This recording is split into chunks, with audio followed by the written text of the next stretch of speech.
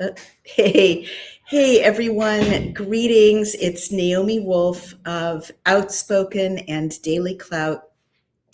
So much has happened since I last spoke with you. I'm here in Brooklyn, back from the Houston Rodeo, and it was phenomenal. It was like the heartland of America. Loki's with us as usual. He loves to be in the podcast. And in our absence, there was a protest at Gracie Mansion, which is where our mayor lives.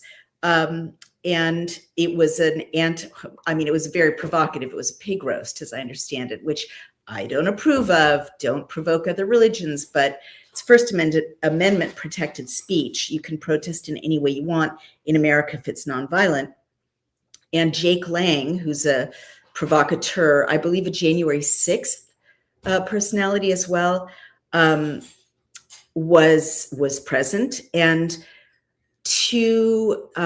is ISIS inspired. This is the story at this point. Of course, the investigation is not complete.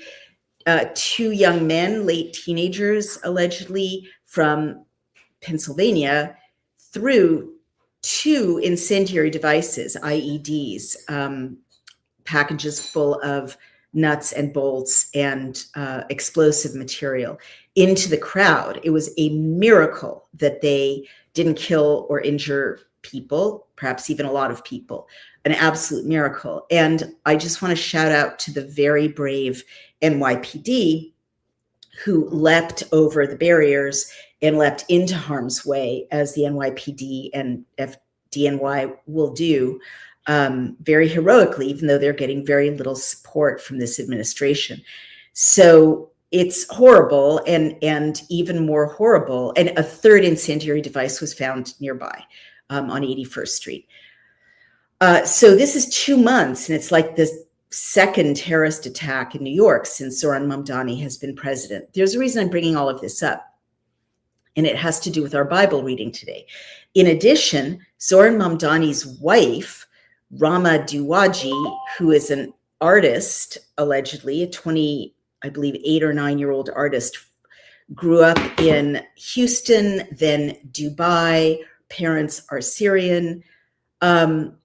She apparently, the news broke, the Free Press broke it, that she had, quote unquote, liked a number of posts cheering on the October 7th, 2023 massacres of Israeli citizens in the south of Israel, across the border from Gaza.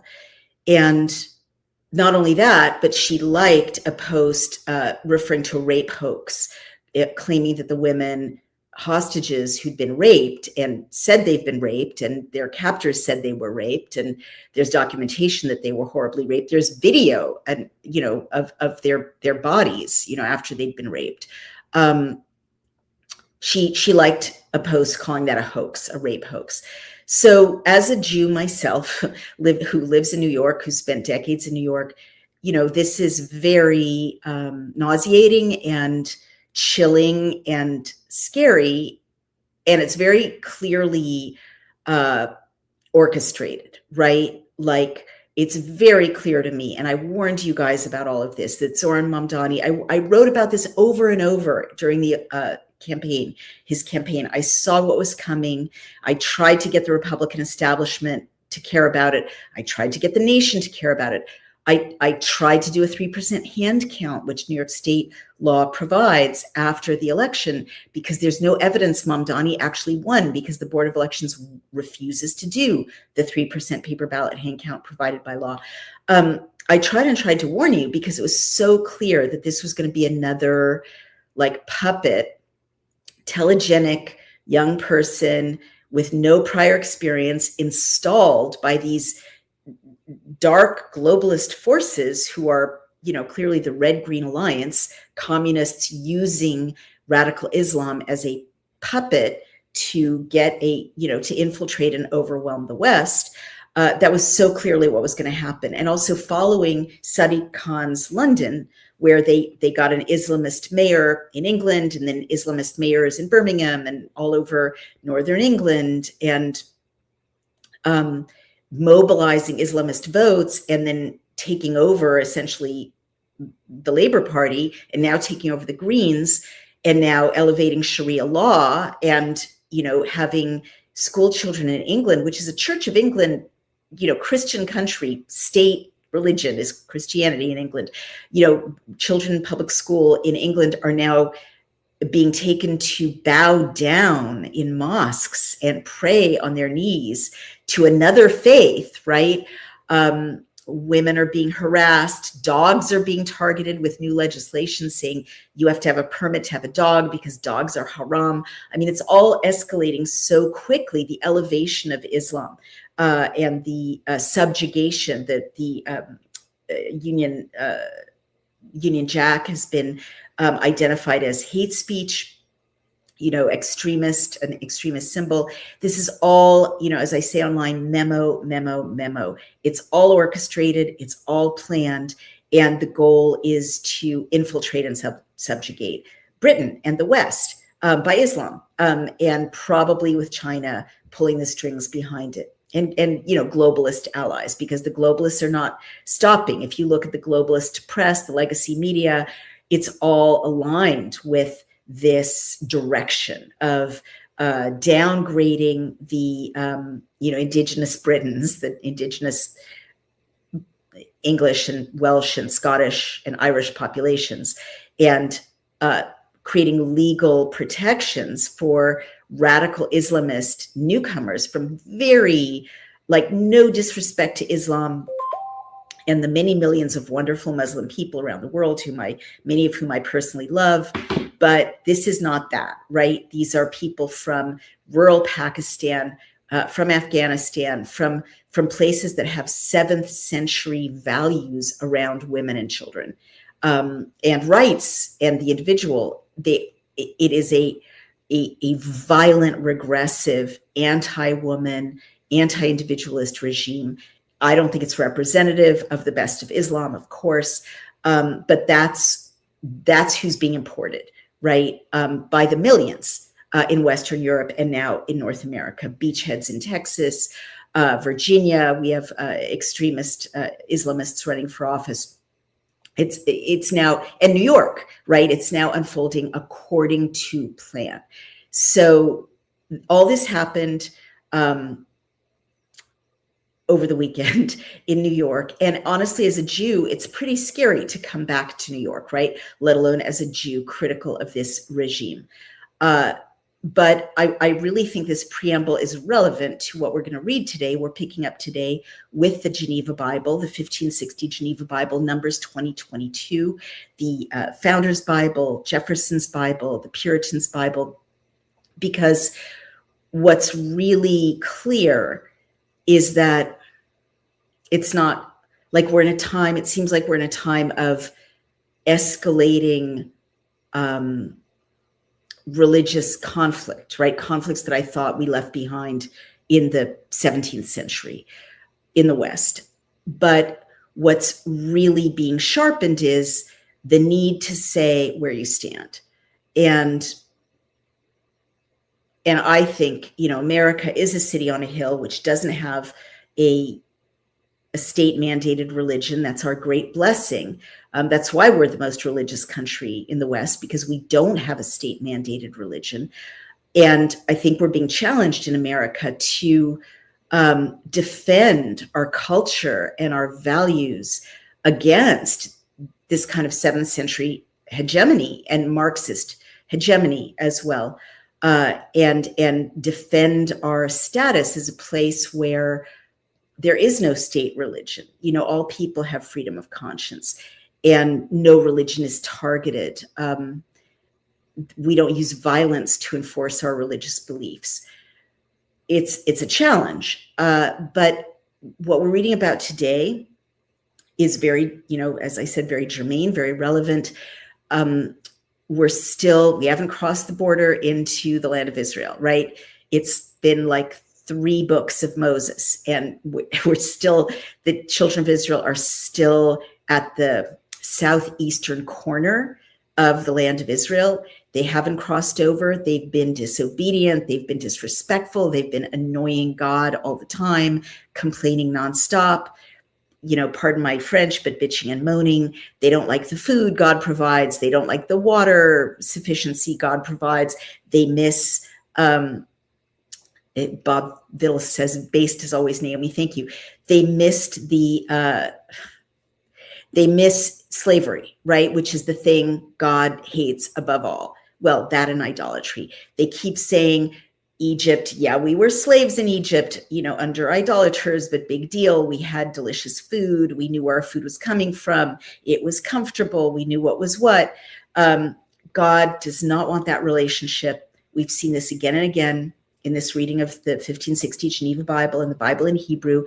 God wants us to willingly hang out with him, check in with him, listen to what he wants, align with him, not submit like we're zombies or robots, but he wants us to choose to love him, be in a relationship with him, walk with him, and trust him. And the children of Israel just won't consistently do it. Poor Moses, is at the end of his rope. He's literally said to Yahweh a few chapters back, this is too hard for me. I can't do it. This people is too burdensome for me. Take this from me. And God won't, right? Moses is God's guy with all his exhaustion and imperfection, but God is agreeing to give him people to help him, give him a council of elders, other leaders to help him, princes to run the tribes. But it's all, how can I put it? I mean, I often say with our reading of the Bible that there are many things that make this sound real to me, not like literally necessarily. Every word is literally what happened, obviously, but literally something like this happened, because there are various things that have, as I often say, verisimilitude. It sounds like truth sounding. Veritas is the root of vera, similitude, it's similar to truth. And one of them is how botched this whole journey is, that's so, it's like those cartoons about how annoying and inefficient office life is, right? It's like The Office. Like the children of Israel have one job. They have one job, walk with God and he'll get you to the promised land. They just can't do it. And chapter after chapter after chapter now has shown the many ways they just can't do their one job. And the many ways this long-suffering kind of boss puts up with them, tries to work with HR, tries to, simplify the instructions, and, they just can't get with the program. So I've often said, many origin stories are very heroic, Beowulf or Odysseus, very, very heroic. And that's myth, right? Real life doesn't work that way. The amazing thing about what Judaism and then subsequently Christianity brought into the world is this absolute centering of the individual and individuals in their relationship to God. Mortal, flawed, messed up, actual personalities that you actually can recognize. It's so amazing, right? Like unlike Odysseus, unlike the pantheon of the Greeks and Romans, unlike so many origin stories, unlike Beowulf, right? Unlike King Arthur and the knights. This is so recognizable. Moses' brother and sister got jealous and were of their sibling and were like, we have a relationship with God too. Why does he get to be so special? That's so human. Moses, I always mention this, saying to God back in Egypt, I stutter, I'm slow of speech. Don't choose me. I have a problem. I'm not a good public speaker. And God's saying, I made your mouth. I know who you are. I know your flaws. I know your shortcomings. You're still my guy. I still love you. I still want you to do this. Your heart's in the right place. These are stories. These are details that are so real and human. People just complaining this much, right? We're in the middle of the desert, but we don't like the manna. It's very monotonous to eat the same thing every day. That's so real and human. You can really imagine and believe that real people gave rise to these stories, even if there's been, elaboration or editing or changes along the way. So I want to say that because here we are still not in the land of Israel, right? Because the children of Israel have not proven that they can manage just doing what God asks, and walking with him willingly. And so it's going to turn out that this generation is going to die out and not enter the promised land. Even Moses is going to die and not enter the promised land. Aaron is not, I believe, going to enter the promised land, right? There's been too much. It's like a bad first marriage. There's been too much adjustment and history, and they just haven't shown that they can free themselves of that idolater slave mentality, right? And idolater is the other side of slave. Slave is the other side of idolater. If you're worshiping idols, whether they're idols that are your career or, outward appearances or money, status, or actual idols, Baal, Moloch, made out of metal and steel, metal and stone, you're still in a slave mentality, right? You're not in the free person walking willingly with a God who loves freedom that Yahweh in the Hebrew Bible clearly over and over and over again says he wants. So here we are still outside the land of Israel. In the last chapter, you did see, but we are rising up to a crescendo, and it's related to events. And I never used to believe this, but as you know, I've been going to Chabad, and the escalation of crazy anti-Semitism grows week by week. The attacks on synagogues, the attacks on Bondi Beach, the attacks on Israel, the war between Israel and Iran, it's just escalating. It's heating up constantly, and for the whole world. And you have to wonder as a Jew, like, what is going on? And also, why don't we give up? And my rabbi basically said, look at history. What God promised in the Hebrew Bible really did come true. It's still coming true. We've had the most powerful enemies for 3,500 years. The greatest empires on earth have tried to wipe us out. And we just celebrated Purim last week, which was about the greatest empire at that time trying to wipe us out, Haman and Ahasuerus. And at the last minute we were saved, and God just won't let us be wiped out. Now, let me be super clear, because there's a lot of crazy anti-Semitic nonsense online. It doesn't mean we're better than anyone else. It doesn't mean we're better than anyone else. It means that God's in charge of history, and God has a plan, obviously, a use for this annoying people that people are still so obsessed with. And one of the uses is that it's through Jesse that Jesus emerged into the world. And it's through Jesus that values that we sorely need on this planet right now, like absolute love, compassion, mercy, service, loving kindness, emerged for everyone and not just for the Jews, right? And I've said that again and again.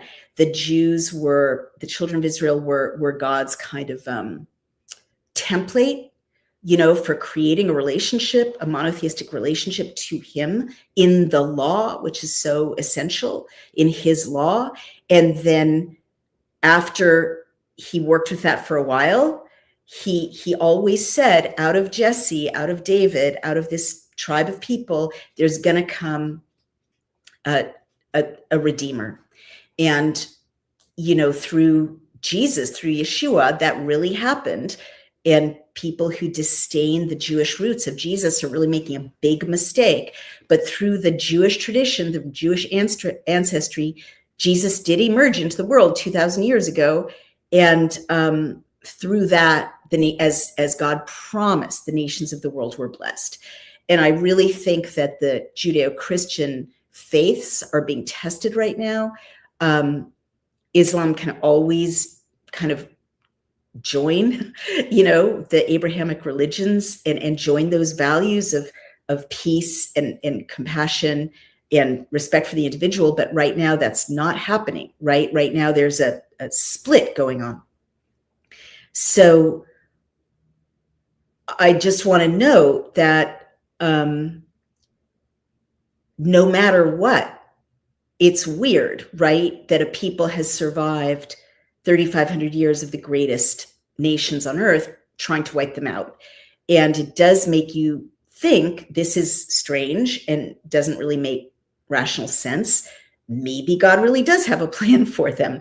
And maybe one of the reasons we exist and we're scattered all over the world, maybe one reason I exist, in my tiny efforts, is to do just what I'm doing, which is to bring God's word in the Old Testament, the Hebrew Bible, God's law, to whoever wants it, right? And I think that's what Jesus did, adding some beautiful simplifications of God's law so that everyone could understand it. Maybe that's the purpose of exile and persecution, to just keep sharing these values and ethics. I don't know the answer, but I have concluded that there's something kind of supernatural going on, because I can't think of another tribe that has been so hated, so attacked by such massive empires that now don't even exist anymore, from, Babylon to the Roman Empire to the, Third Reich, right? Everyone's tried to wipe us out. No one could. So that doesn't mean we're better. It does mean that Jews, I think, have a real responsibility to pay attention to what God asked them to do. And I also think that the mission to everyone, to bring, this information to everyone, if they want it, certainly Yeshua made it much easier, is really important as well. I mean, I don't, as a student of history, I don't see that there is randomness in the emergence of Jesus from this tradition. And I don't think there's randomness in the fact that I'm telling you a story from 3,200 years ago, and it's literally alive today in New York City, right? It's literally alive today in New York City. My last episode was about the Amalekites, or that was maybe a couple of chapters back, and trying to wipe out the Jews and or the children of Israel. And here in New York, down the street, right, there are people trying to terrorize Jews, keep them from entering synagogues, keep them from praying. 6 blocks away, someone drove a car into 770 Eastern Parkway, Chabad's headquarters. People are stabbing Jews on the street in New York. It's crazy times, but I'm going to not be scared. As I said in my post, I'm going to be Jewier than ever and keep bringing the words of the Hebrew Bible to you all. And by the way, we're getting viewers around the world, because there's so much nonsense online about what Jews are and what they believe. If you hear it for yourself, you'll hear that it's for you as much as for anyone else, that, God has brought this maybe through us, but for everybody, right? And this is what Jews believe, right? This is the word of God, 10 commandments. It's archaic in some places, hard to understand in other places, but the essence of it is God loves us all. God has laws that we are all supposed to follow, right? Like especially the 10 commandments or the 7 Noahide laws. 7 Noahide laws are for everyone, not just for Jews. And there's a reason that we're all here. So I hope that was a riff that you all can relate to. If not, at this point, respectfully, I don't care. I'm going to just go ahead and keep doing what I'm doing. All right, let's pick up with Numbers 22, a famous chapter. I'm sharing my screen with the Geneva Bible, the 1560 Bible, and you can see Numbers 22 there in that Elizabethan script. Let's make it a little bigger so I can see it. Chapter 22, and remember the subheadlines are not original. King Balak sends for Balaam to curse the Israelites. The Lord forbids him to go. The angel of the Lord meets him and his ass, his donkey, speaks, Balaam protests that he will speak nothing but that which the Lord puts in his mouth. So that's the subheadline. So here we go. Let me put on my glasses so I can see this. Oh, can't see it.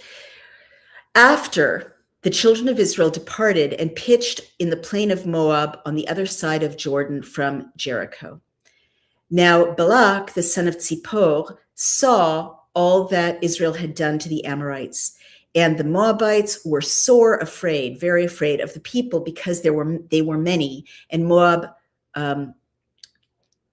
treated against the children of Israel. Therefore Moab said unto the elders of Midian, now shall this multitude lick up all that are around us, as an ox licks up the grass of the field. And Balak the son of Zippor was king of the Moabites at that time. He sent messengers therefore unto Balaam the son of Beor to Petor, which is by the river of the land of the children of his folk, to call him, saying, behold, there is a people come out of Egypt, which cover the face of the earth and lie over against me. Come now, therefore, I pray you, and curse me this people, curse them for me, for they are stronger than I. So it may be that I shall be able to smite them and to drive them out of the land. For I know that he whom you bless is also blessed, and he whom you curse shall be cursed. And the elders of Moab and the elders of Midian departed, having the reward of the soothsaying in their hand. And they came unto Balaam and told him the words of Balak. So they had the money to pay Balaam, who's like a wizard, a truth teller, a soothsayer, who answered them, tarry here, stay here this night, and I will give you an answer, as the Lord shall say unto me. So the princes of Moab stayed with Balaam. Then God came unto Balaam and said, what men are these with you? And Balaam said unto God, Balak, the son of Zippor, king of Moab, has sent for me, saying, saying, behold, there is a people come out of Egypt and covers the face of the earth. Come now, curse them for my sake, so it may be that I shall be able to overcome them in battle and to drive them out. And God said unto Balaam, go not you with them, neither curse the people, for they are blessed. And this is what I was kind of getting at in my intro. And then the note says, let's try to see it. He warned him by a dream that he should not consent to the king's wicked request. And Balaam rose up in the morning and said unto the princes of Balak, return unto your land, for the Lord has refused to give me permission to go with you. So the princes of Moab rose up and went unto Balak and said, Balaam has refused to come with us. And the note says, else he showed himself willing, covetousness had so blinded his heart. I think that refers to Balak, the evil king. And said, Balaam has refused to come with us. Balak yet sent again more princes and more honorable than they, more senior than they, who came to Balaam and said to him, thus says Balak, the son of Zippor, be not thou stayed, I pray you, from coming unto me. Don't wait, don't stay here, but come to me. And the note says, the wicked seek by all means to further their naughty enterprises, though they know that God is against them. Very true. Naughty means evil or wicked. Enterprises is business. So that's what the note says. For I will promote you unto great honor, and I will do whatsoever you say unto me. Come therefore, I pray you, curse me this people, curse them for me. And Balaam answered and said unto the servants of Balak, if Balak would give me his house full of silver and gold, I cannot go beyond the word of the Lord my God to do less or more. I can't do, one bit more or less than God tells me to do. But now I pray you, tarry here, stay here this night, that I may know what the Lord will say unto me more, what more the Lord will say to me. And God came unto Balaam by night and said unto him, if the men come to call you, rise up and go with them. But only what thing I say unto you, that shall you do. And the note says, because he tempted God to require him contrary to his commandment, his petition was granted, but it earned, but turned to his own condemnation. So that's really interesting. The note is saying, even when God tells us what he wants, we often press God like, oh, come on, or try to negotiate or bargain. And then God lets us do what we want, but it still won't work out for us. It's like so true. All right. So Balaam rose up early and saddled his ass, his donkey, and went with the princes of Moab. And the wrath of God was kindled because he went. So God was annoyed because God told him not to go. And the angel of the Lord stood in the way to be against him as he rode upon his ass, his donkey, and his 2 servants were with him.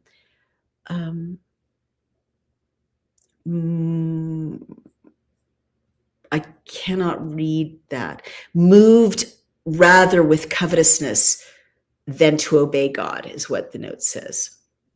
He disobeyed God.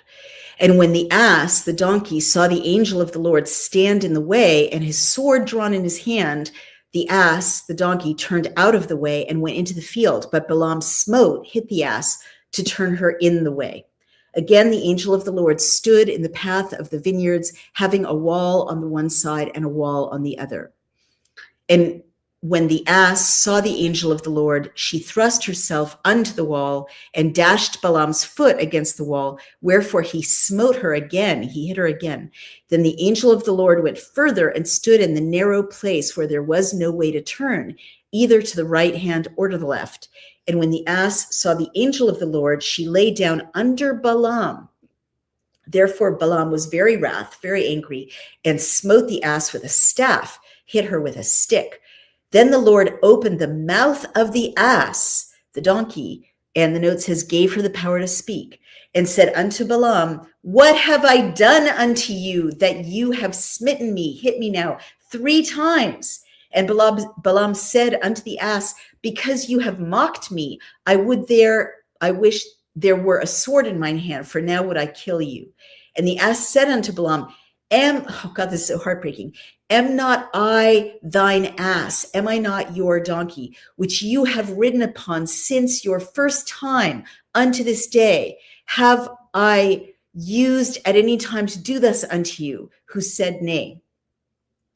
And the note says, since you have been my master. So the donkey is saying to Balaam, am I not your donkey, which you've ridden on since the first time to this day? And have I at any other time done anything like this to you?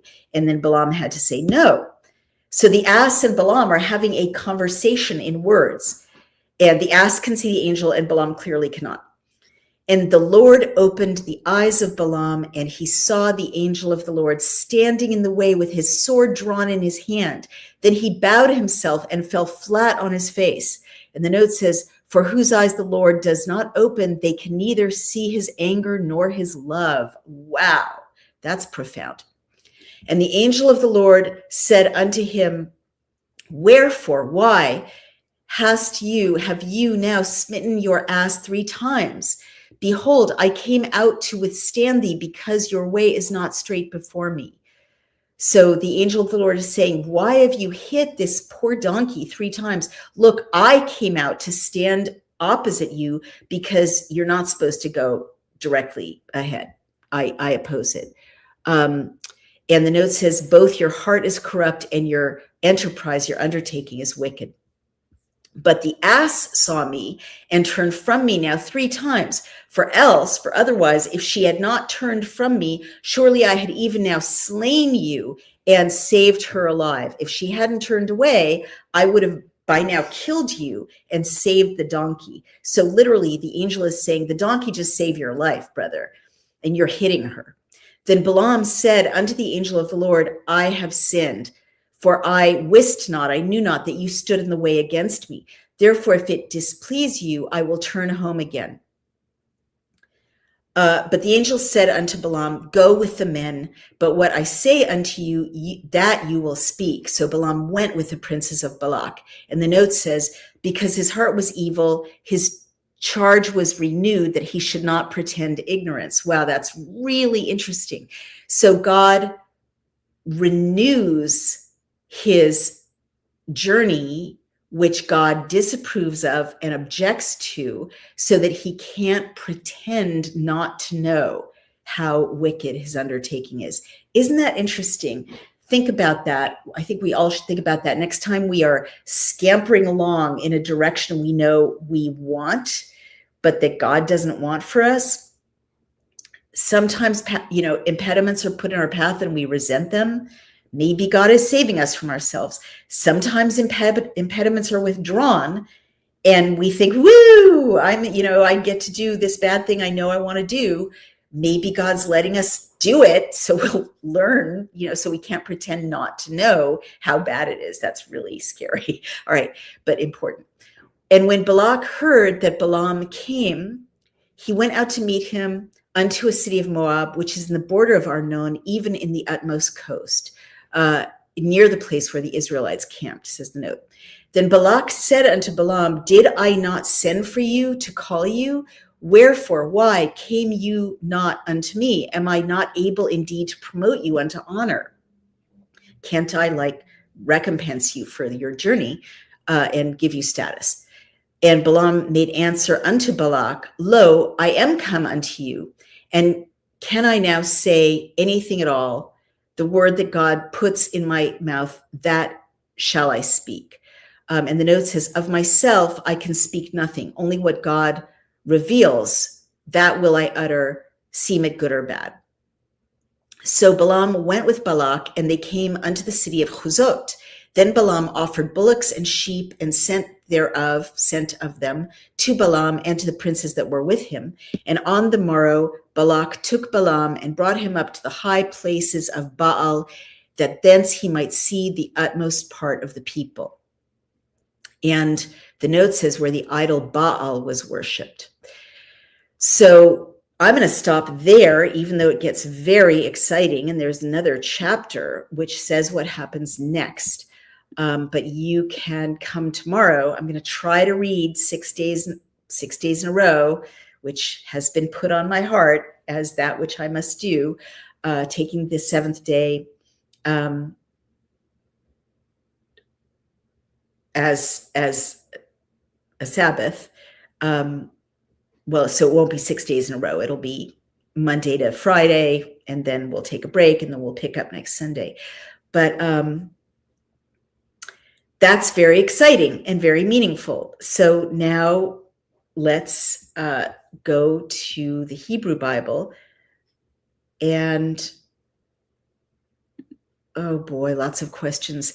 Kim Hewitt says, my neighbor tells me crazy things about what they believe Jewish people do, especially in New York. I wonder if fundamentally Catholicism is actually opposed to Judaism. The answer is no. Fundamentally, Catholicism comes out of Judaism, but there's a lot of nonsense in the world right now, mostly out of Iran and Qatar, propaganda machines using cutouts to tell lies about Jews and to separate Jews from Christians, especially on the right and in the center. We're a very formidable bloc against the Red-Green Alliance, but these red-green forces want to split up Jews and Christians in America, in the West, so that the West will be easier to conquer, basically. I can't believe I'm saying these things, but I do believe them now.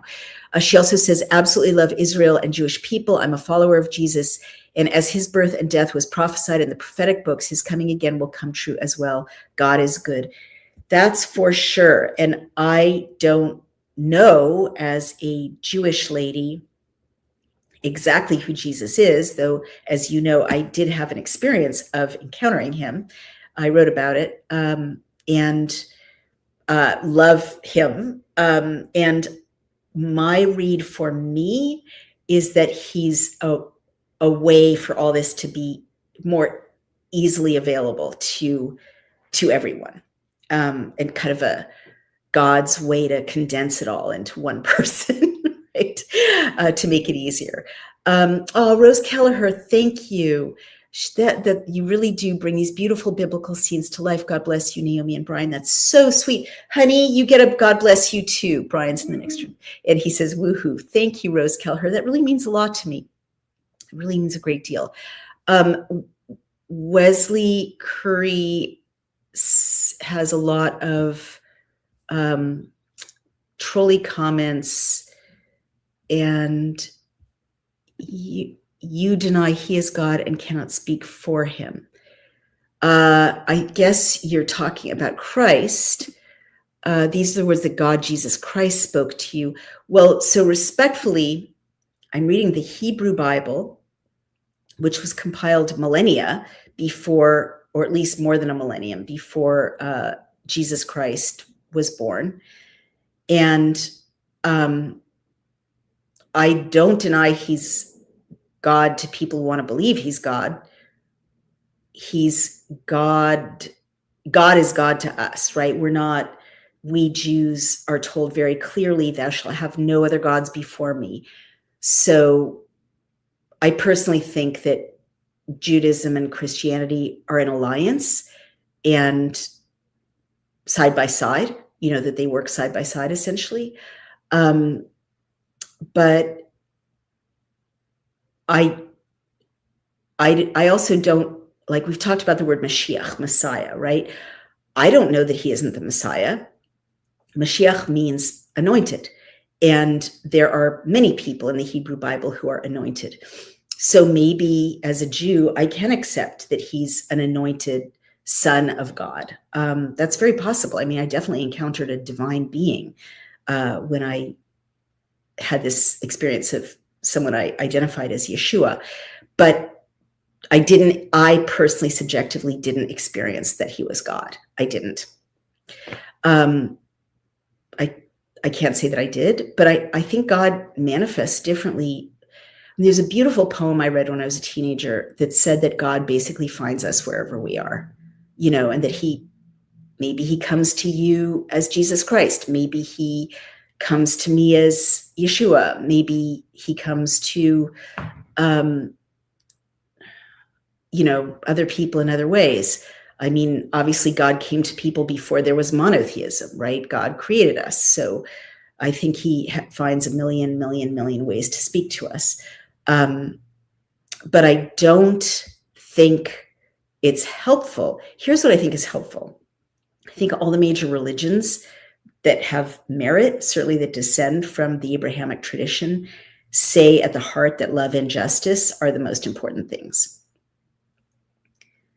And I think whoever God is, he would rather we all, Jewish, Christian, Muslim, whatever, spent our lives pursuing love and justice than spent our lives killing each other because of theological differences. That's my belief. But let's keep reading. All right. And interestingly, we have other trolls making gross insinuations. So Ned Sontag, you're implying that I take money from Israel. And if you will, as I always say these days, if you will not be a coward, if you'll post your real name, I'll send you a lawyer's letter for defamation, because I don't. So you're trying to undermine me and defame me and question my motivations. And you can't, because I am an independent commentator. The revenue we get is from your donations, basically. I don't take money from Israel. I don't take money from the United States. I take money from no government. And the Dr. Doppelganger is a kind of nasty reference to a book written by a woman whose family does take money from millions, flowing. Some of it reaching her husband and her father-in-law, Naomi Klein. And she wrote a whole book to try to discredit me. So, God bless her. She's on the wrong side of history. And you're, trying to defame or diminish me, which I really take as a compliment, because it means people are listening to these readings.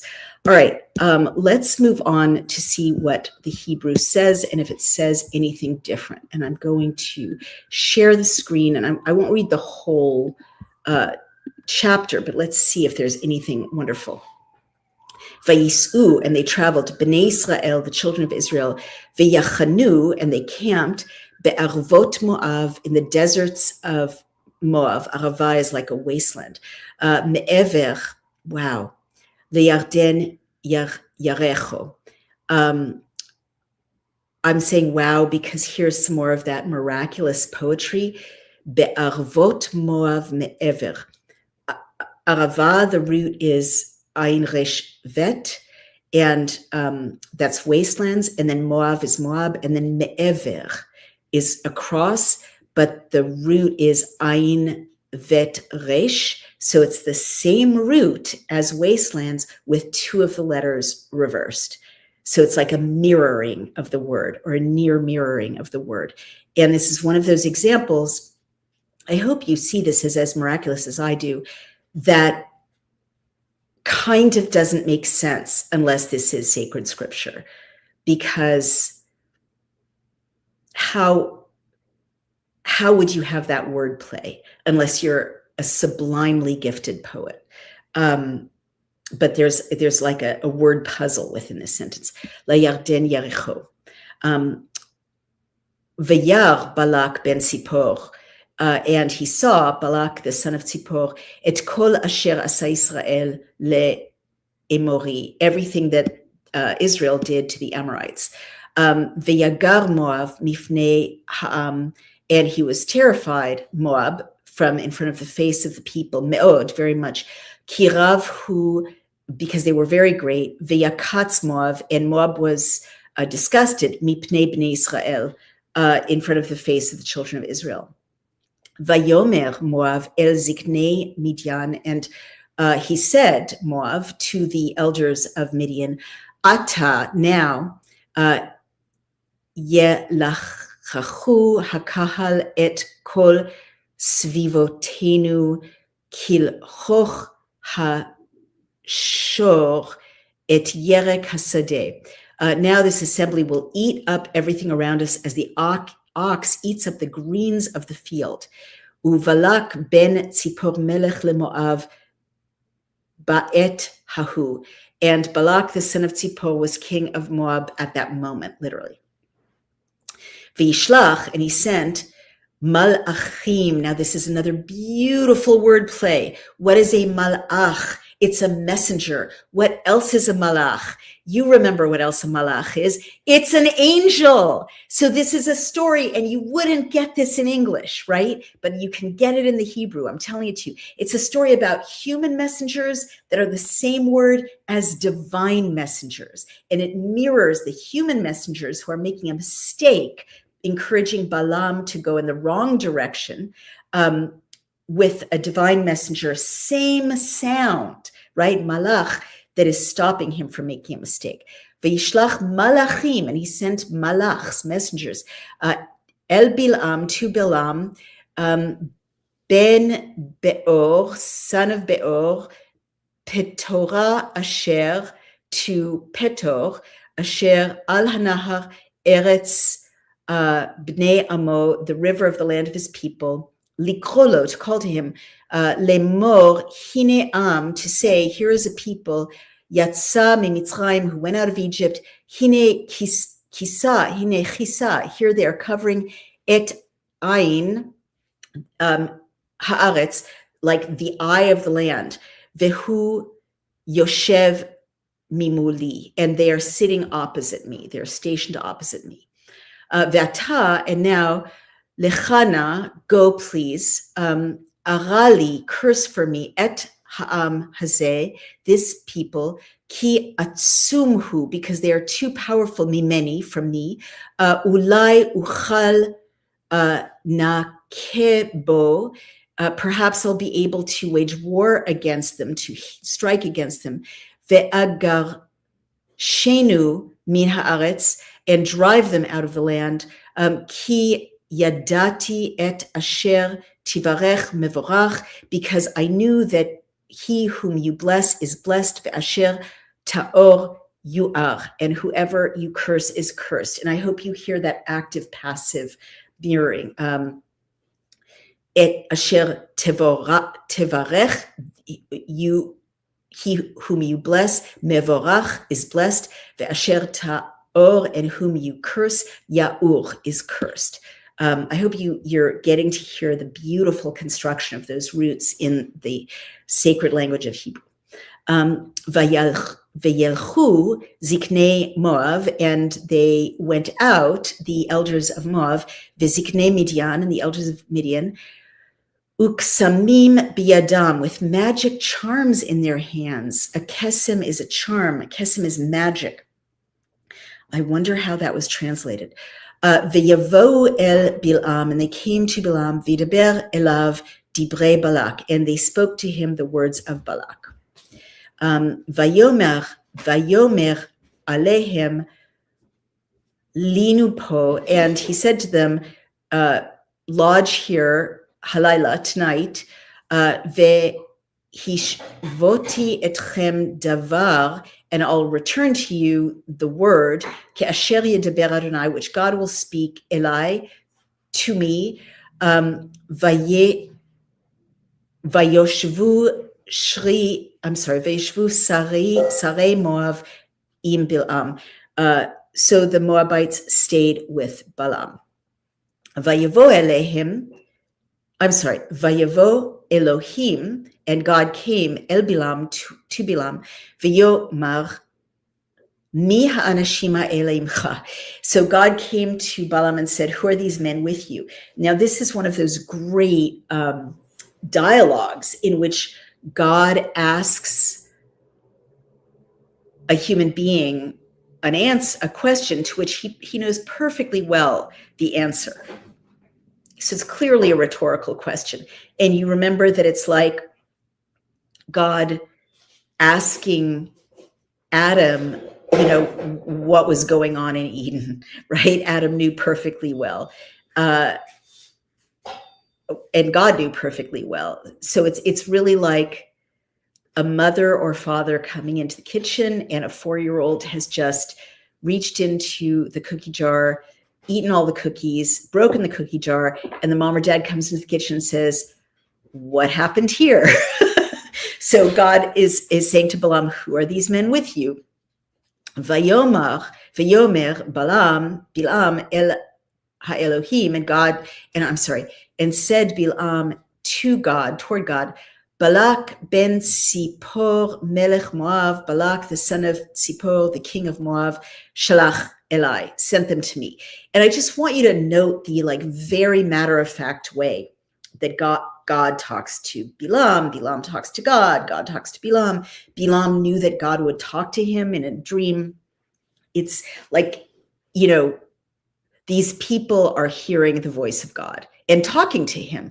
But again, I really want to stress, not in the kind of, oh, Lord, I'm so unworthy, I'm on my knees, no one can speak to you directly. No, they are talking to him like he is a presence right in the room, and that they're entitled to talk to him. And I really want you to hear that, because I think this is the message, one of the core messages of Hebrew Bible. You are entitled to have a dialogue directly with God, and he will answer you, or he'll talk to you and expect an answer from you.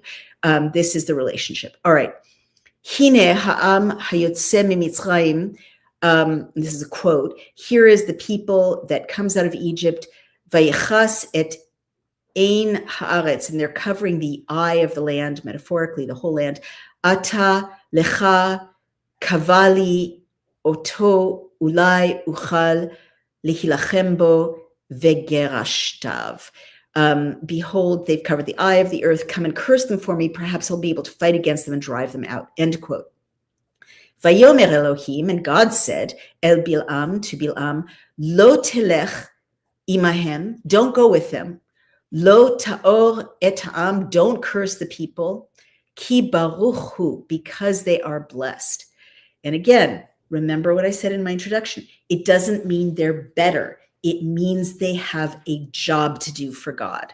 All right? So in this case, blessed means protected. God is protecting them because they have a job to do. Don't F with them. All right? So God said that clearly. Vayakam Bilam, and Bilam got up. baboker, in the morning, vayomer el sarei Balak, and he said to the princes of Balak, Lechu, go, el artechem, to your land, ki me'en Adonai latiti lahaloch imachem. Go back to your country because the Lord has not let me go with you. He's refused to let me go with you. V'yakumu, and they got up, Sarei Moav, the nobles of Moav, v'yavohu el Balak, and they came to Balak, v'yomru me'en Balaam haloch imanu, and they said to Balak, Balaam won't come with us, he refuses. Vayosef od Balak shlach sarim, and Balak gathered together a group of princes and sent them Rabim, very great, v'nichbadim, and honored, me'ele, even more honored than the ones who had gone previously. So even more elevated nobles. Vayavohu el Balaam, and they came to Balaam, v'yomrulo, and they said to him, Ko amar Balak, thus said Balak, ben Tzipor, son of Tzipor, alna timana nahaloch elai. Please do not hesitate to come toward me. Ki chabed achabedcha, because I will honor you greatly, me'od, v'chol asher tomar elai, and everything you say to me, a'aseh, I'll do it, ulechana kavali et ha'am hazeh. So please come and curse this people for me. And I want to read to you another beautiful internal echo in this sentence. Ki chabed achabedcha. Kavod is honor. It's also weight, as you remember, and reverence. Beautiful word. It comes up a lot. So he's saying, Ki chabed, because I will honor, as a verb, achabedcha, me'od, your honorishness, very much. It's an intensifier of the honoring. V'ya'an Balaam vayomer, Balaam answered and said, El avdei Balak, to the servants of Balak, Im yiten li Balak melo beito kesef vezahav, if Balak gave to me a house full of silver and gold, lo uchal, I won't be able, la'avor et pi Adonai, to cross over, to transgress the word of God, the mouth of God, literally, Elohai, my Lord, la'asot ktana o gdola, to do small or large. So literally, I can't do anything small or great that would transgress the word of the Lord, my God.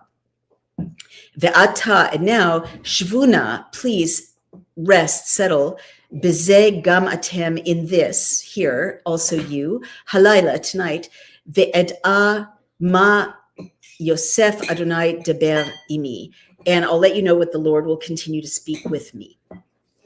V'yavo elehem el Balaam, V'yavo Elohim, and came God el Balaam, to Balaam, Laila, that night, V'yomer lo, and said to him, Im likro lecha ba'u ha'anashim, if these men have come to call for you,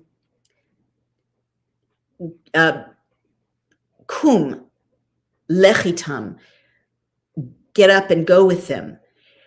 Ve'ach et hadvar asher edaber elecha, and only the word that I speak toward you, oto ta'aseh, do that. End quote. V'yakam Balaam, and he got up, Balaam, baboker, in the morning, v'yacha vesh et atono, and he saddled his she-donkey, v'yilech im sarei Moav, and he went with Moabites princes. V'yachar af Elohim, God's wrath flared, is how they translate it. Ki holechu, because he was going. Ve'yityasev malach, and an angel of the Lord, Adonai, of God, baderech, was in the way, li satanlo, to thwart him, Vehu rochev al atono, and he's riding on his she-donkey, Ushnei ne'arim imo, and two servants, literally teenagers, youths, were with him.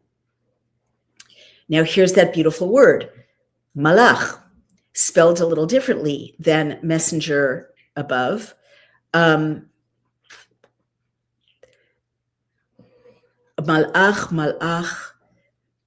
it's an angel of the Lord. It only looks different because the kaf at the end of the word looks a little different from the kaf in the middle of the word, but it's the same word. Malach. So different messengers, right? One divine, one set human. V'tereh et ha'aton. Now, that word ro'eh, tereh, lirot, I've brought it up before. It's a homonym that sounds like both she saw it and she was in awe or even fearful, right? In this case, she saw it. V'tireh ha'aton et malach, and she saw the Adonai, the angel of God, nitzav baderech, stationed on the road, v'charbo shlufa biyado, with his sword drawn in his hand. Very vivid image. Vatet ha'aton min haderech. So she turned aside from the road. Vatelech basadeh, and she went into the field. V'yach Balaam et ha'aton lahatota haderech. And Balaam beat the she-donkey to get her back on the road. V'yamod malach Adonai, and stood the angel of God, b'mishol hakramim, in the path of the vineyards, geder mizeh v'gader mizeh, with a fence on one side and a fence on that side. And you hear the mirroring of the word. Gader mizeh, a fence on one side, v'gader mizeh. Literally a fence from this and a fence from this, a fence on either side. Vatere, again, and she saw ha'aton, the she-donkey, et malach Adonai, the angel of God, vatilchatz et hakir, and she pressed el hakir, toward the wall, vatilchatz et regel, and she pressed the foot, Balaam, el hakir, against the wall, v'yosef lahakota, and he beat her again. Vayosef malach Adonai, and the angel of God continued going ahead. Avor v'yamod b'makom, he passed over and he stood tzar, in a narrow place, asher ein derech, where there was no way, lintot yamin usmol, there was no way to turn left or right. So the angel keeps confronting them. V'tereh, and this is the third time, like in a fairy tale. V'tereh ha'aton, and she saw, the she-donkey saw, et malach Adonai, the angel of God, v'tirbatz tachad Balaam, and she crouched down under Balaam, v'yachar af, and it's the same phrase as before about God, and Balaam, he was angry, v'yach et ha'aton b'makel, and he beat the she-donkey with a stick. Vayiftach Adonai et pi ha'aton, and God opened the mouth of the she-donkey, vatomer leBalaam, and she said to Balaam, me asiti, what did I do lecha? What did I do to you? Ki hitani, because you've beat me, zeh, like this, shlosh ragalim, these 3 times.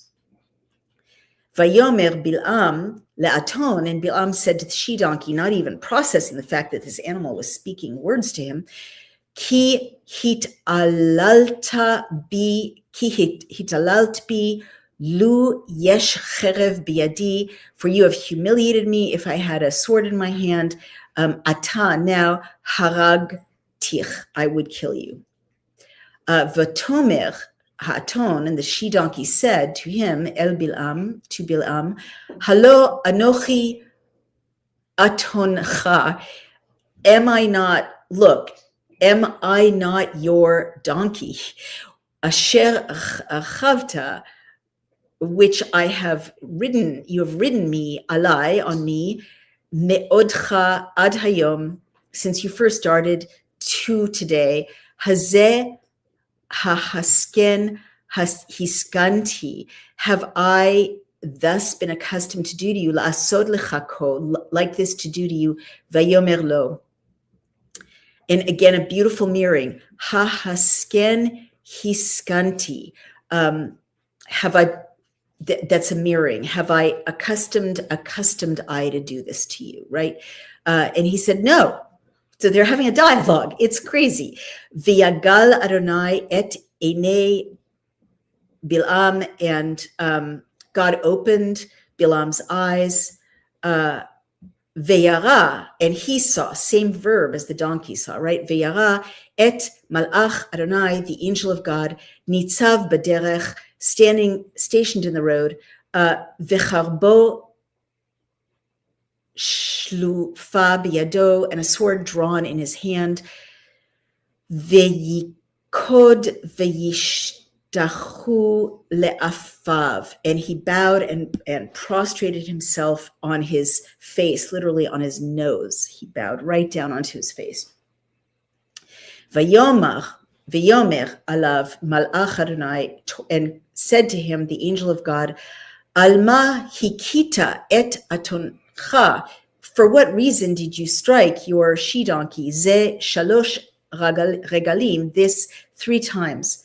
Hine anochi yatzati lesatan, here I have come out to thwart you. Ki yarat haderech lenegdi, for the one embarking on the journey has hastened against me. Vetirani ha'aton, and when your she-donkey saw me, when the she-donkey saw me, vatet lefanai ze shalosh regalim, it turned aside these 3 times. Ulai natata mifanai ki ata gam otcha haragti ve'ota hechaiti. Had she not turned aside before me, now also I would have killed you, and literally had her live. Hechaiti, lived her, spared her. And so she's saying, she saved your life, you lunatic. Vayomer Balaam, and Balaam said, El Malach, to the angel of God, Adonai, Chatati, I've sinned. Ki lo yadati, because I didn't know. Ki ata nitzav likhati, that you were stationed in front of me, baderech, in the way, ve'ata, and now im ra be'enecha, if I've done evil in your eyes, asuvali, I will return. Ashuvali, I will return. Ve'yomer malach Adonai, and the angel of God said, El Balaam, to Balaam, Lech im ha'anashim, go with the people. Ve'efes et hadvar asher adaber elecha oto tadaber. But the word I will speak to you, that you will speak. Ve'yelech Balaam im sarei Balak. And so Balaam went with Balak's dignitaries. Ve'yishma Balak, and Balak heard Kiba Balaam, that Balaam was coming, ve'yetze likrato, and went for his sake, el ir Moav, to a city of Moav, asher al gvul Arnon, which was on the border of Arnon, bikse hagvul, at the extreme edge of the border, the corner of the border, the edge of the border.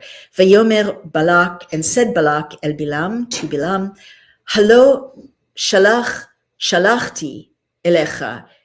And again, a mirror, an echo in the sentence. I hope you hear it. Did I not? Hello. If not, did I not? Shalachti. Ascending, I sent. Elecha, toward you. Likro lecha, to call to you. Lama lo halachta elai. Why didn't you come to me? Ha'umanam lo uchal kabdecha. Am I indeed incapable of honoring you? Vayomer Balaam, and Balaam said, El Balak, to Balak, Hinebati, here I've come, Elecha ata hayachol, here I've come to you now, Do I have any power to say anything? Hayachol uchal, again a mirror. Hayachol, can I? Uchal, be able to. Can almost. Can I? Deber me'uma hadavar, another echo. Speak anything but a word. Daber, davar, same root. Asher yasim Elohim befi oti edeber. 3 times deber. That which God places in my mouth, that which that is what I will say. Vayelech Balaam, and went Balaam im Balak, with Balak, v'yavohu Krit Chutzot, and they came to Kiryat Chutzot. Vayizbach Balak, and Balak slaughtered, sacrificed, bakar v'tzon, cattle and sheep, v'yishalach leBalaam, and he sent some to Balaam, ulesarim asher ito, and to the princes that were with him, vayehi baboker, and it was in the morning, v'ikach Balak, and Balak took et Balaam, v'yalehu, and brought him up bamot, to the heights, Baal, v'yar, and they saw, same root, lirot, misham k'tzeh ha'am, and they saw from there a part of the people. That's the end of that chapter in Hebrew. Wow. So I'm going to remove that, or I'm going to remove it. Quite intense. And Rose Kelleher says, correctly, to the best of my knowledge, that donkey was the only animal ever to speak in the Old Testament. Rose Kelleher, bingo, you are correct. You get today's Hebrew Bible Prize, 1560 Geneva Bible Prize. To my knowledge, this is the only animal ever to speak in the Old Testament. I don't think there are animals that speak in the New Testament, to my knowledge. If there are, correct me. But it's true, and it's amazing, right? And it's kind of like what I was saying about God finding a way to communicate with everyone. Balaam is not a member of the children of Israel. He's a totally pagan wizard.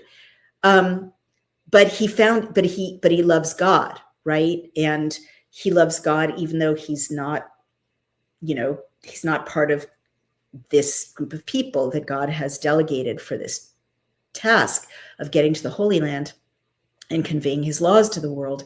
But God shows up for him, and God shows up for him in crazy ways. And I really want us to consider for a moment, and we're going to go over a bit because this is such an important chapter and you're all here. We're going to go till 1:30 my time. But what are obstacles, right? Like, Balaam couldn't see what his donkey could see, which is a giant angel. It doesn't say giant, but an angel of God, so clearly described in the Hebrew and in the 1560 Geneva Bible. It's a male angel. It's got a gender. It's in his hand, right? The genders are clear in this story. The donkey is female. Balaam is male, the angel is male, right? It's very granular. It's very real. It's not abstract. It's not an abstract donkey. It's not an abstract angel. It's a female angel, male angel, female donkey holding a sword, right? And think about modern religion, right? Angels are so prettified and kind of effeminized or androgenized in modern religions, but this is a warrior angel you've got here, Malach, a messenger of God with a sword standing in the way. The animal can see it. Balaam, not, with his eyes not open, can't see it. He beats his poor animal 3 times for not going forward, the 3rd time crushing his foot against a wall because the angel forced the confrontation. They were in a narrow place now where the animal couldn't go to the right or the left, can't go forward because the angel's blocking the path. So the animal kind of pushes against the wall, can't go anywhere, hurts the rider. The rider beats the poor donkey 3 times, and God's like, all right, I've had enough of this, gives the donkey the power of speech. And the donkey says, and this is again verisimilitude, the donkey says exactly what you'd expect a donkey to say in that circumstance. Not, oh, thou master of mine, why beatest thou me? Behold, the Lord is present. No, it's exactly what you'd expect your donkey to say if you've been riding your donkey for years. Aren't I your donkey? You've been right. Like, she talks to him like she's his nanny and he's grown up, and she's scolding him, right? I've been with you for years. What are you doing? I'm saving your life, you fool. You're beating me. You beat me 3 times because I saved your life. What is this? You know who I am. You've been riding me since you were 12. Like, the dialogue is so realistic. You get the personality of the donkey, right? And the personality of Balaam, the personality of the angel, for that matter. And the angel's like scolding Balaam. He's like, you're beating your donkey and she just saved your life 3 times. If she hadn't turned away, I would have killed you and kept her alive. Right? Like, everyone's scolding him. It's so realistic. And again, not realistic like these are heroic people, but realistic like these are people who know each other intimately, and an animal, right? A human and an animal. They know each other intimately. They've been riding together for years, and he's annoyed with her, she's annoyed with him, and she's like, what are you doing? You know who I am, right? You've been riding me forever. Why are you hitting me? I saved your life. It's so crazy realistic. The other thing that's super realistic is the gender of the donkey, right? Why is it a she donkey? She donkeys have no special status in this story. The gender of the donkey really shouldn't matter. That detail really makes me, unless there's something like more or less tractable about a she donkey as opposed to a male donkey. But that's another one of those little kind of insignificant but realistic details that makes me think that something happened, right? Whether the donkey of Balaam really spoke, whether she communicated telepathically, whether Balaam hallucinated it, but it turned out to work, kind of be true. I don't know, but it sounds like one of those stories that took on, in the oral tradition, a life into the future, but that derived from someone real in a real context, talking to real messengers from a real king, and riding a real animal that really took him from place to place. It's really like saying he was in a red Corvette or a green Hyundai, Civic or whatever, Honda Civic. That's how people got around in that time. So that's his transportation. It's a she donkey. She's the one who spoke. So that's what happened. And you've got a soothsayer, a wizard, being brought by a pagan, idolatrous king to curse the children of Israel. And the wizard is realizing, this is totally against the will of God. I'm not going to do it. I'm going to explain to the king why I can't do it. I'm going to go there and explain to him in person why I can't do it. He's saying, I'll give you anything. I'll honor you. I'm a king. And Balaam is saying, look, dude, you could fill my house with gold and silver. I can't do it. I can't curse these people. They're blessed by God. I can't do it. You're asking me to do something I can't do. And you're even having this pagan king take this pagan soothsayer up to the heights of Baal, right? Where the pagan idol worshiping idol, the idol that idol worshipers worship, Baal, evil, alternative, seductive faith to what Yahweh is trying to do with the children of Israel. He takes him up to Baal's heights to show him the power of Baal, to show him the children of Israel camped there, to show him, look, just curse these people. It's not a big deal. Just curse them. All right. I'm just asking you, see them. They're a threat. Just curse them. And Balaam is really trying to get out of this, but he's kind of beyond getting out of it diplomatically, even if it causes an incident, even if there's bad repercussions for him, because Balak is a powerful king. Balaam is saying, I just can't do it. You're asking me to do something I cannot do. They're blessed by God, can't curse them. All right, so pretty unbelievable. And let's see. Let's see some comments. Oh, we do have to read the Revised Standard Version very, very, very fast. Revised Standard Version. Let's see very quickly. There are lots of you here. Thank you. If there's anything that comes to mind, I'm going to share the screen, stop screen.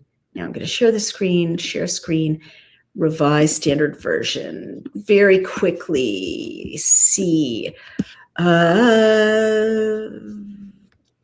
was in great dread of the people because they were many. It's interesting.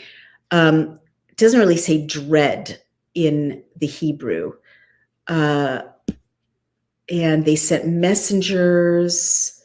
Behold, people have come out of Egypt. They cover the face of the earth. Now curse this people for me, for they are too mighty for me. That's correct. Behold, a people has come out of Egypt. They translate it covers the face of the earth. It's actually, it covers the eye of the earth, but they're just making it idiomatic. You will not curse the people, for they are blessed.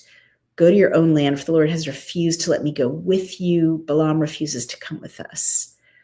Let nothing hinder you from coming to me. I could not go beyond the command of the Lord my God to do less or more. Well, that's an interesting mistranslation. Line 18 is, I could not go beyond the command of the Lord my God to do less or more. I believe that in Hebrew, it's the word of the Lord to do less or more. Let's see line 18. And the reason I stress that is, it's the word of the Lord. In line 18, even if Balak gives me a house full of silver and gold, I cannot do anything small or great that would transgress the word of the Lord my God. I stress that mistranslation because it's in line with the many mistranslations that make God more mean and distant, right? So in the original, Balaam is wanting to align with the word of God, like literally the words that he spoke. And in the Revised Standard Version, it's the command of the Lord my God. Tarry here this night and rise, go with them, but only what I bid you, that shall you do. I just want to stress with tarry and bid, these are all very archaic words that we don't use anymore. Like when I am going shopping, I don't say to Brian, tarry here until I bid you come pick me up at the grocery store. It's language we don't use. So I'm calling attention to that because the Revised Standard Version makes things archaic that are not archaic in the original. It's very contemporary back and forth in the original. Saddled his ass and went with the princes. God's anger was kindled because he went. And the angel of the Lord took his stand in the way as his adversary. That's interesting. Line 22, is it his adversary in the Hebrew? No, it is not. In the Hebrew, it's God's wrath flared because he was going, and an angel of the Lord stationed himself on the road to thwart him.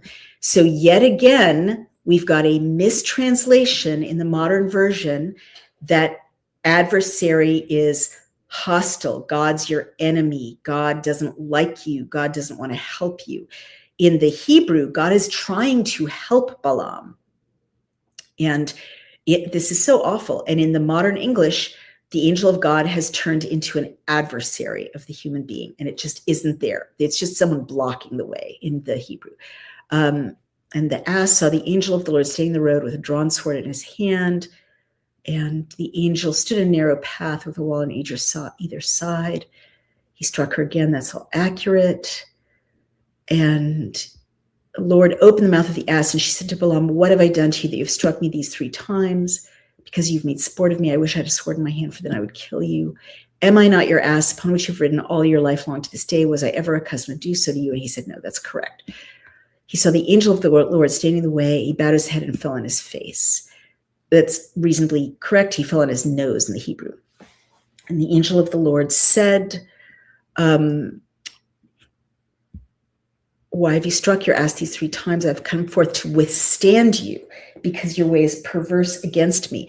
Again, a mistranslation, making God seem distant and mean. I'm sorry, I'm just looking for the cord that plugs in the... Darling, would you help me, please? Oh, Brian can't hear me.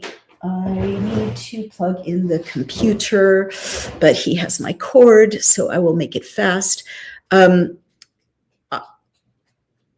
I've come forth to withstand you. No, it doesn't say that in the Hebrew line 32. It says, I've come to thwart you. Again, just to block you, not to withstand you. It's not oppositional in the English.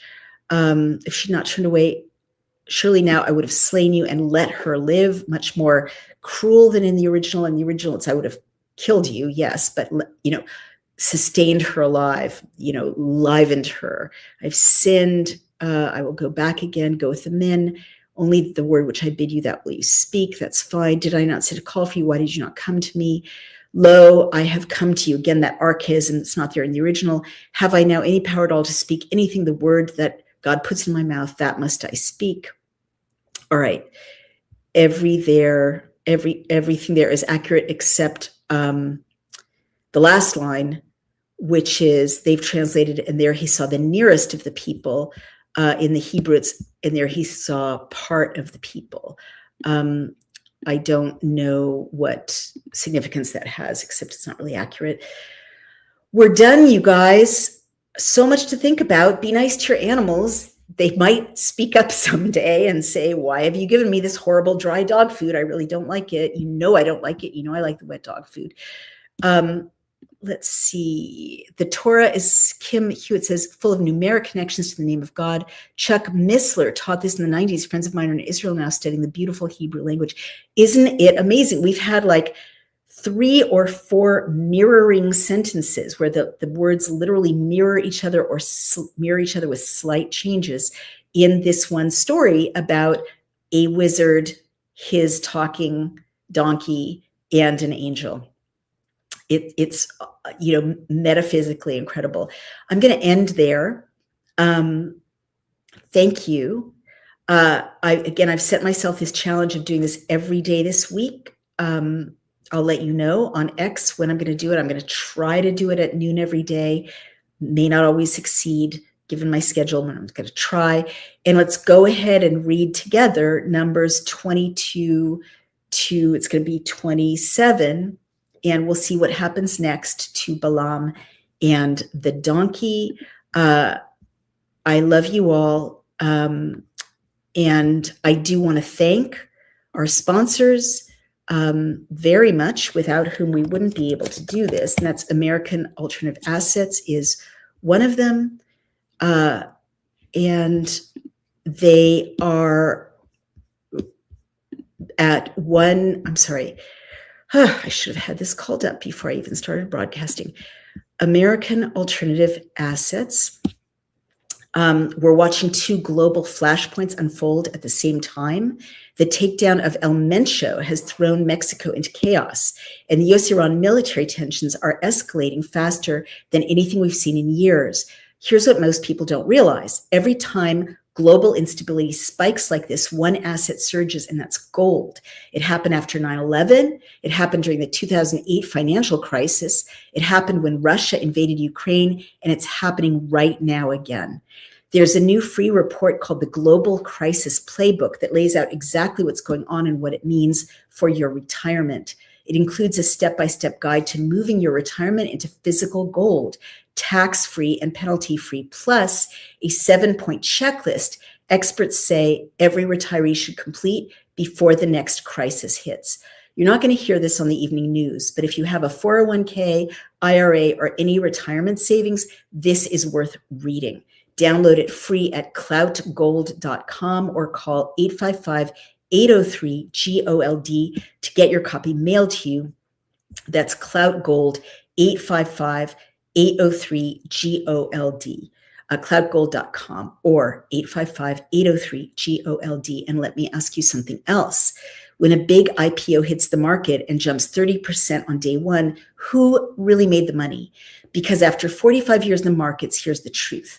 By the time the opening bell rings, Wall Street insiders have already positioned themselves. Venture funds, institutional capital, the well-connected crowd. They buy in years before the headlines while companies are still private. Then IPO day becomes a media spectacle, hype, momentum, fear of missing out. But that's not early. That's after early investors have already seen the biggest gains. For decades, access to pre-IPO growth was limited to insiders. That's beginning to change. Today, there are regulated ways for everyday investors to gain exposure before the bell, before the frenzy. If you'd like to learn how it works, go to preIPObackdoor.com. That's preIPObackdoor.com, because when the crowd shows up, the real fortunes may already be gone. Go check these things out. You will not be sorry. Thank you so much for supporting us and joining us. Again, you can subscribe on dailyclout.io. Helps us keep these broadcasts going. They are watched and listened to around the world. And you can also go over to my Substack, Outspoken. Become a paying subscriber if you can. I have 116,000 total subscribers. Fewer than 3% of those are paying subscribers, and the paying subscribers make it possible. There's resources that go into this. If you care about these readings, please do support them. If you care about the other writing I'm doing on Daily Clout and on Outspoken, and if you care about Bill Cam Legisector that let you start and stop good and bad bills, those all take resources to keep going. Nobody else does it like we do, but we need your help. So thank you for supporting us. And I'll see you tomorrow. Bye-bye.